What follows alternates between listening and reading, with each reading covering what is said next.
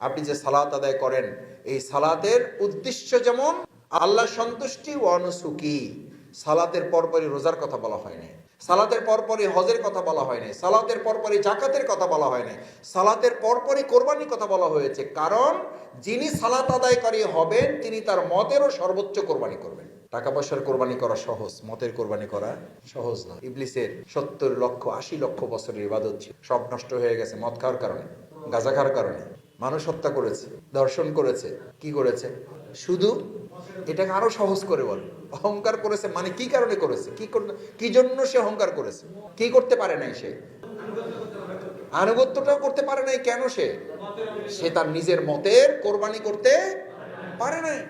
সে তার মতের কোরবানি করতে পারে নাই। সে বলেই বসেছে আনা খায়রুম মিন, আমাকে কি করতে বলেন আপনি? আমি তো তার চেয়ে ভালো, আমি তো তার চেয়ে ভালো বুঝি, আমি তো তার চেয়ে বেশি কাজ করি, আমি তো তার চেয়ে উত্তম, আমি তো আগুনের তৈরি, সে তো মাটির তৈরি। এটা হইতে পারে না। এই হইতে পারে না উপর ভিত্তি করে 80 লক্ষ বছরের ইবাদত শেষ হয়ে গেল। ফেরেশতাদের সর্দার থেকে হয়ে গেল শুধু শয়তান, শুধু শয়তান, শুধু ইবলিস শয়তানেরও সর্দার হয়ে গেল। এই জন্য বলা হয়ে থাকে ভালো মানুষ যখন খারাপ হয়ে যায় সে শুধু খারাপ হয় না, সে খারাপেরও সর্দার হয়ে যায়। আপনি রকম, আপনি যদি বিপদগ্রস্ত হন আল্লাহ মাফ করুন, আপনি যদি দুর্বল হন, নিষ্ক্রিয় হন। আমি ছাত্র জীবনে উদাহরণ দিতাম, সাইকেলে উপকারও কম ক্ষতিও। সাইকেল অ্যাক্সিডেন্ট করে 200 লোক মারা গেছে, এরকম শুনেছেন কোথাও? 2 জন মারা গেছে, 3 জন হাসপাতালে ভর্তি, শুনেছেন? ওটার উপকার এরকম যে 4 জন ওটাকে মানে ঢাকা থেকে রাজশাহী 2 ঘন্টা চলে গেছে। হবে এটা? ওটার উপকারও কম, গতিও কম, ক্ষতিও কম, গতিও কম, ক্ষতিও কম। একজন সহযোগী কাজ করলে অতটুকু হবে, কাজ না করলেও ক্ষতি অতটুকু হবে। একজন কর্মী কাজ করলে অতটুকু হবে, না করলে অতটুকু হবে। একজন রোকন।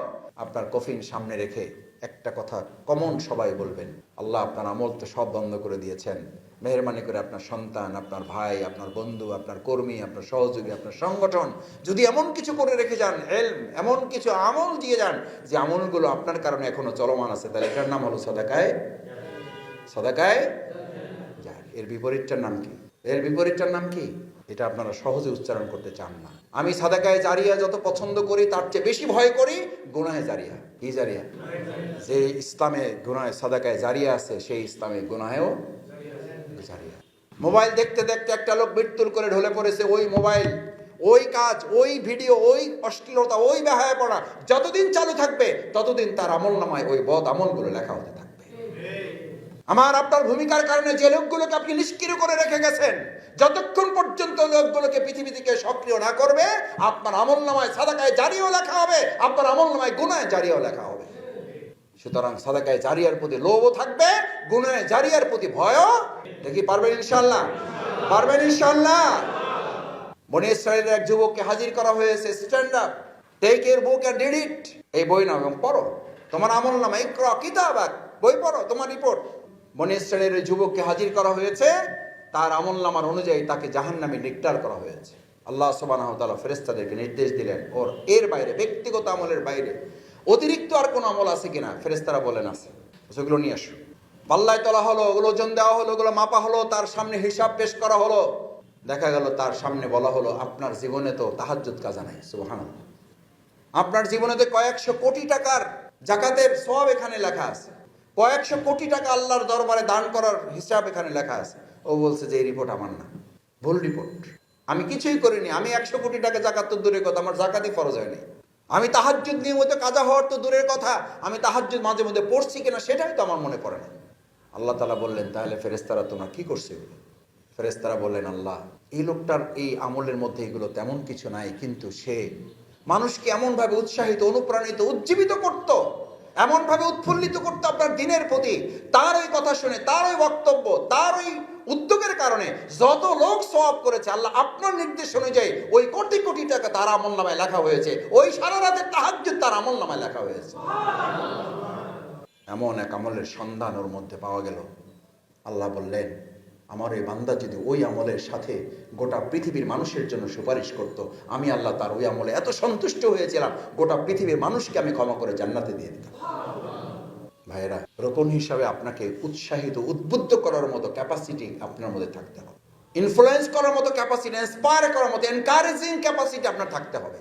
এই রোগাগ্রস্ত সমাজে রোকন হিসাবে এই ভূমিকা থেকে আপনাকে আমাকে বের হয়ে আসতে হবে। পারবেন ইনশাআল্লাহ? যদি পারেন তাহলে আমাদের এই রোগাগ্রস্ত সমাজকে আমরাই অভিজ্ঞ চিকিৎসকের ভূমিকা পালন করে সুস্থ সমাজে পরিণত করব, পারব ইনশাআল্লাহ। আজকে চ্যালেঞ্জ, জামাতের দিকে মানুষ তাকায় না, মানুষ তাকায় আপনার দিকে। আপনাকে দিয়ে জামাত ইসলামীকে বিশ্লেষণ করে। আপনি কেমন? জামাত ইসলামী সেরকম। জামাতে তো আলাদা কোনো অস্তিত্ব নাই। রাসূল করিম সাল্লাল্লাহু আলাইহি সাল্লামের সময় ইসলাম বুঝাবার জন্য ইসলামের কোনো চরিত্রকে আঁকা হয়েছিল না সাহাবীদেরকে দেখাই দেওয়া হতো তোমরা যদি ইসলাম দেখতে চাও তাহলে অমুকের দিকে তাকাও। এখানে রোকন ভাইয়ের, আমি শফিকুল ইসলাম মাসুদ সহই যারা এখানে স্টেজে বসে আছেন, যারা আমার সামনে বসে আছেন, যদি এই চ্যালেঞ্জ দিয়ে আজকে এখান থেকে সমাবেশ থেকে যেতে পারেন যে জামাত ইসলামী যদি দেখতে চাও এই আব্দুর রহিমের দিকে তাকাও, জামাত ইসলামী যদি বুঝতে চাও এই আব্দুল জব্বারের দিকে তাকাও, জামাত ইসলামী যদি দেখতে চাও এই রোকন আব্দুল হালিমের দিকে তাকাও, জামাত ইসলামী যদি দেখতে চাও তাহলে জামাত ইসলামী রোকন আব্দুল সাত্তারের দিকে তাকাও। সেই সাত্তারের দিকে তাকিয়ে যদি দেখা যায় তার ব্যবসার সমস্যা, সে আব্দুর রহিমের দিকে তাকিয়ে যদি দেখা যায় তার পর্দার সমস্যা, সে আব্দুল জব্বার আব্দুল করিমের দিকে তাকিয়ে যদি দেখা যায় তার ব্যক্তিগত রিপোর্টের সাথে তার জিন্দিগির কোনো মিল নাই, সেই আব্দুল হালিমের দিকে তাকিয়ে যদি দেখা যায় তার করা ওয়াদার সাথে সে আসলে চুক্তি পদে পদে লঙ্ঘন করে চলে। আপনি নিশ্চিত থাকেন একটি আদর্শবাদী দলের পতনের কারণ তার বাঁচার উপায় গ্রন্থে লেখা আছে। একটি আদর্শবাদী দলকে কখনো বিপরীত আদর্শের লোকেরা ধ্বংস করতে পারে না, ধ্বংস করে ওই আদর্শের লোকদের দ্বারাই। আমাদের 2024 সালে 5ই আগস্টের আগে যে চ্যালেঞ্জ ছিল, এখন চ্যালেঞ্জ কম না বেশি? সামনে আরো কমবে না বাড়বে? বাড়বে। সময় যত ভালো হবে চ্যালেঞ্জ তত বাড়বে। এই চ্যালেঞ্জ কর্মীরা এবং সহযোগীরা নেবে। কারা নেবে? দেখে ইনশাআল্লাহ চ্যালেঞ্জ নেবেন ইনশাআল্লাহ। আল্লাহ আপনাদের হাতগুলো কবুল করুন। আপনাদের কষ্ট বাড়াতে চাই না। রোকনদের সবচেয়ে বড় ছিল অনুসুকি, আপনার কোরবানি। আপনার কোরবানির মূল ভাগ দুটো করে দিয়েছেন, আল্লাহ তাআলা করে দিয়েছেন। অতুজাহিদুনা ফি সাবিলিল্লাহি বিআমওয়ালিকুম ওয়া আনফুসিকুম, জান এবং মাল দিয়ে লড়তে হবে। কি দিয়ে লড়তে হবে বলেন? কি দিয়ে বলেন? হইল না, এটা উল্টা বলেন কেন? আল্লাহ বলছেন মাল এবং জান, আর আপনি বলেন জান এবং মাল। আল্লাহর কথা উল্টানোর ক্ষমতা এখানে কার কার আছে? এটা বুঝে শুনে বলি তা বলছি না। বুঝে শুনে বললে তো আপনার ইমানই থাকবে না, আমার ইমানই থাকবে না। জাহিদুনা শব্দ ব্যবহার করা হয়েছে, লড়াইয়ের কথা বলা হয়েছে, সংগ্রামের কথা বলা হয়েছে, অথচ মাল এবং জানের কথা বলা হয় নাই। আয়াত পাইলে আমাকে দিয়ে আমাকে হেল্প করেন। রাসূল করিম সাল্লাল্লাহু আলাইহি সাল্লামকে দিন বিজয়ের জন্য আল্লাহ পৃথিবীতে সবচেয়ে বড় প্রথম নিয়ামত দিয়েছেন বিবি খাদিজা রাদিয়াল্লাহু তাআলা আনহাকে। কি হিসাবে? কি হিসাবে দিয়েছেন? ফাইনান্সিয়াল গার্ডিয়ান হিসেবে, অর্থনৈতিক অভিভাবক দিয়েছেন আগে, তারপরে আবু তালেব আব্দুল মোতালেব পলিটিক্যাল গার্ডিয়ান দিয়েছেন, সোশ্যাল গার্ডিয়ান দিয়েছেন। প্রথম গার্ডিয়ান দিয়েছেন কি? মালের গার্ডিয়ান। খাদিজা রাদিয়াল্লাহু তাআলা বললেন যা লাগে আপনি খরচ করেন, চালায়ে যান, কোনো অসুবিধা না, আপনাকে কেউ হারাতে পারবে না। এই কথা বলার মতো রোকনদের মধ্যে হিম্মত থাকতে পারবেন ইনশাআল্লাহ।